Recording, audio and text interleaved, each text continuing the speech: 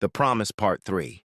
He looked at her again, really seeing her now, the calm strength in her eyes, the softness in her smile. After a moment of quiet, she checked the clock on the wall. "We're closing soon," she said softly.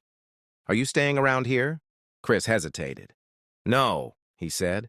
"I'm new to this city. I don't even know where to start." Lena frowned gently. "So it means you don't have anywhere to stay tonight?" He shook his head. "No, I don't." She wiped her hands on her apron and thought for a second. "There's a small shelter just 2 blocks from here," she said. "It's simple, but warm. The lady there is kind. I can walk with you until the corner. It's on my way home." Chris tried to refuse. "You've already done enough." But Lena smiled.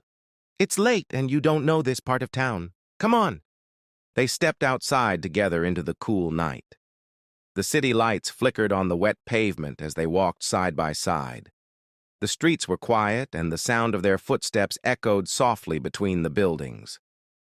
When they reached the shelter, Lena pointed to a small red door under a yellow sign. "That's it," she said. Chris looked at her, grateful. "Thank you. You've been so kind to me tonight." She smiled, her eyes warm in the streetlight. "You're welcome, Chris. Good night." He stood there for a while, watching her walk away. In that moment, he realized he hadn't just found shelter. He had met someone whose kindness felt like light. The next morning, Chris woke up early in the shelter. The bed was small, and the air smelled of coffee and soap. For the first time in weeks, he had slept without worry. The old woman who ran the place, Martha, gave him a cup of tea and said kindly, "There's a small cafe down the street. They sometimes need help. You can try there." He thanked her and walked out into the morning light. The cafe door opened with a soft bell. Inside, the smell of fresh bread made him smile, and there she was, Lena, wiping the counter. She looked up surprised, then laughed softly. "You again?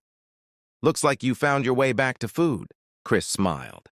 "I took your advice. I stayed at the shelter. They told me you might need help here." Lena called her boss, Mr. Lee, an older man with kind eyes. "He can work hard," she said quickly. Mr. Lee looked at Chris, then nodded. "You can wash dishes and carry boxes. Start today."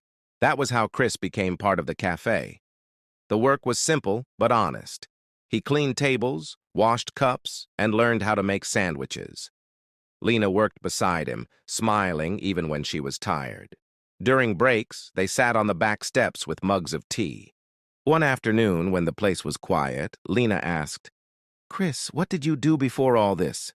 You don't seem like someone new to work." He thought for a while before answering. "I served in the army for 4 years.